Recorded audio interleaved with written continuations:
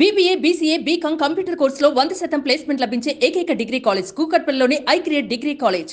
నమస్తే, నేను విజయ్.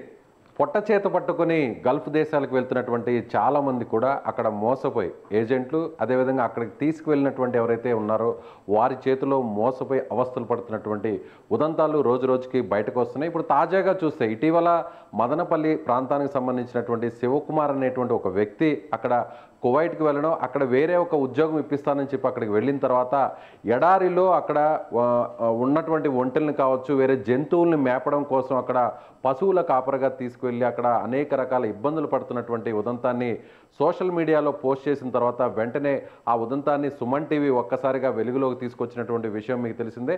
వెంటనే మంత్రి నారా లోకేష్ స్పందించడం, ఇమీడియట్గా అతన్ని ఏపీకి తీసుకురావడం, ఇదంతా కూడా చూసాం. అయితే ఇప్పుడు తాజాగా మరొక ఘటన వెలుగులోకి వచ్చింది. ఈసారి కోనసీమ జిల్లాకు సంబంధించినటువంటి ఒక ప్రాంతానికి సంబంధించినటువంటి వ్యక్తి ఈ ఉదంతాన్ని బయటికి మరొకసారి వెలుగులోకి తీసుకొచ్చారు. ఆయన సోషల్ మీడియా ద్వారా అక్కడ పడుతున్నటువంటి ఏదైతే ఇబ్బందులు ఉన్నాయో ఆ ఇబ్బందులను కూడా చెప్పినటువంటి పరిస్థితి. సరెళ్ళ వీరేంద్ర కుమార్ అనేటువంటి వ్యక్తి ఖతార్కి వెళ్ళి అక్కడ ఒక టీ షాప్, అంటే అక్కడ ఉన్నటువంటి సేట్స్ ఎవరైతే ఉంటారో వాళ్లకు ఒక అటెండర్ లాగా ఉద్యోగం ఇప్పిస్తారని చెప్పి తీసుకువెళ్ళారు. కానీ అక్కడికి తీసుకువెళ్ళిన తర్వాత ఒంటెలను మేపేటువంటి ఒక పశువుల కాపరిని చేశారు. దాదాపుగా 48 నుంచి 50 డిగ్రీల ఉష్ణోగ్రతలు అక్కడ పనిచేయాల్సి వస్తుందంటూ కూడా ఆయన ఒక వీడియోని వారి బంధువులకు పోస్ట్ చేశారు. ఆ వీడియో కూడా ఇప్పుడు ప్రస్తుతం సుమన్ టీవీలోనూ అలాగే సోషల్ మీడియా అంతా కూడా వైరల్ అవుతున్నటువంటి దృశ్యాలు మనం చూసాం. అయితే దీనికి స్పందించినటువంటి మళ్ళీ కూడా నారా లోకేష్ స్పందించారు. మీరేం భయపడవద్దు, మిమ్మల్ని క్షేమంగా ఇక్కడికి తీసుకొస్తామంటూ కూడా నారా లోకేష్ కొద్దిసేపటి కిందట ట్వీట్ చేశారు. అసలు ఈ నరేంద్ర కుమార్ ఎప్పుడు వెళ్ళారు ఏంటి, ఆ డీటెయిల్స్ అన్నీ కూడా సుమన్ టీవీ దగ్గర ఉన్నాయి. ఎక్స్క్లూజివ్గా మనం ఆయనకు సంబంధించినటువంటి ఫ్లైట్ టికెట్స్ డీటెయిల్స్ ఇవి ఉన్నాయి. ఇవన్నీ కూడా మీకు ఒకసారి వివరించే ప్రయత్నం చేస్తాను. సరెళ్ళ వీరేంద్ర కుమార్ జూలై 10వ తారీఖున, అంటే ఈ నెల 10వ తారీఖున ఆయన హైదరాబాద్ నుంచి ముంబైకి ఫస్ట్ వెళ్ళారు. దానికి సంబంధించినటువంటి ఫ్లైట్ డీటెయిల్స్, ఆ టికెట్ డీటెయిల్స్ అన్నీ కూడా ఇక్కడ ఉన్నాయి. నేరుగా హైదరాబాద్ నుంచి హైదరాబాద్ శంషాబాద్ రాజీవ్ గాంధీ ఎయిర్పోర్ట్ నుంచి నేరుగా ఆయన బాంబేకి వెళ్ళడం జరిగింది, ముంబైకి. అక్కడ ఛత్రపతి శివాజీ టెర్మినల్ 2 ఎయిర్పోర్ట్లో ఆయన దిగడం జరిగింది. అక్కడి నుంచి కనెక్టింగ్ ఫ్లైట్ నేరుగా ముంబై నుంచి దోహాకు, అంటే ఖతర్ ప్రాంతానికి దగ్గరగా ఉన్నటువంటి ఎయిర్పోర్ట్, దోహా ఎయిర్పోర్ట్కు నేరుగా వెళ్ళినటువంటి ప్రాంతం. 10వ తారీఖునే మరొక ఫ్లైట్లో ఆయన వెళ్ళినటువంటి పరిస్థితి. అయితే నేరుగా అక్కడికి వెళ్ళిన తర్వాత వీసాలో కూడా వీసా కూడా మన దగ్గర ఉంది. ఇక్కడ ఖతర్కి సంబంధించినటువంటి ministry of state of Qatar, ministry of interior అంటూ కూడా జనరల్ డైరెక్టరేట్ ఆఫ్ పాస్పోర్ట్స్ సంబంధించినటువంటి వీసా కూడా ఉంది. సో వీసా నెంబర్ ఇది. అదేవిధంగా డేట్ ఆఫ్ ఇష్యూ ఇది 24వ నెల 22వ తారీఖున ఇది ఇష్యూ చేశారు. ఈ వీసానంతా కూడా పర్పస్ ఆఫ్ వీసా, వర్క్ మీద వెళ్తున్నట్టుగా కూడా ఇక్కడ నమోదు చేసినటువంటి పరిస్థితి. ఇక్కడ చూడొచ్చు మనం, వీరేంద్ర కుమార్ సరెళ్ళ అనేటువంటి ఆ పేరుతో ఉన్నటువంటి వీసా ఇది ఇక్కడ చూడొచ్చు.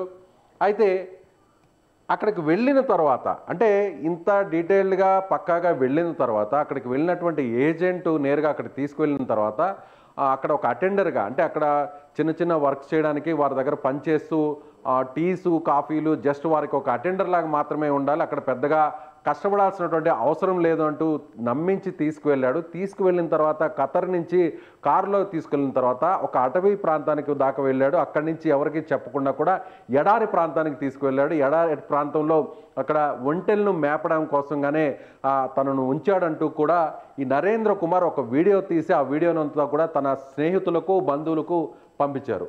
అయితే అతను చెప్పిన దాంట్లో కూడా చూస్తే ఏమని చెప్తున్నాడంటే, దాదాపుగా 50 డిగ్రీల ఉష్ణోగ్రత ఇక్కడ ఉంది, కనీసం ఒక్కసారి ఈ వాతావరణాన్ని తట్టుకోలేకపోతున్నాను, రక్తపు వాంతులు అవుతున్నాయి, ముక్కు నుంచి కూడా రక్తస్రావం జరుగుతోంది, అయినా కూడా ఇక్కడ ఉన్నటువంటి సేటుకి, అదేవిధంగా అంటే బాబా అంటారు అక్కడ, వారికి ఎవరైతే యజమాని ఉంటారో ఆ యజమాన్ని బాబా అని పిలుస్తారు అక్కడ. సో ఆ బాబాకి చెప్పినా కూడా ఆయన సరిగా స్పందించట్లేదు, కనీసం మందులు కూడా ఇవ్వట్లేదు, ఇక్కడే కొన్ని రోజులు ఉంటే తాను చనిపోతానంటూ కూడా బాధపడుతూ ఉన్నటువంటి ఆ వీడియోని, సెల్ఫీ వీడియోని ఆయన పోస్ట్ చేయడం జరిగింది. స్నేహితులకు అలాగే వారి కుటుంబ సభ్యులకు పంపడం జరిగింది.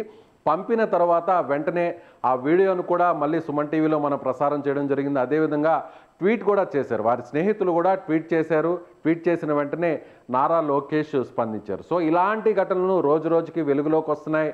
విదేశాలకు వెళ్ళి అక్కడ విదేశాలలో వచ్చేటువంటి అధిక జీతం కోసం వెళ్ళి అక్కడ ఒక మంచి జీవితం ఉంటుందనేటువంటి ఉద్దేశంతో ఇక్కడి నుంచి ఎన్నో ఆశలతో అక్కడికి వెళ్తున్న వారు తీరా అక్కడ ఏజెంట్ల చేతిలోనూ అలాగే యజమానుల చేతిలోనూ కూడా మోసపోయి అక్కడ ఇబ్బందులు పడుతున్నటువంటి దృశ్యాలు అయితే మాత్రం ఘటనలు అయితే మనకు వెలుగులోకి వస్తున్నాయి. సో ఇక మీదట ఎవరైనా కూడా విదేశాలకు వెళ్ళేటువంటి టైంలో అంటే గల్ఫ్ కంట్రీస్కి చాలామంది వేల మంది వెళ్తుంటారు ఇండియా నుంచి, మన తెలుగు రాష్ట్రాల నుంచి.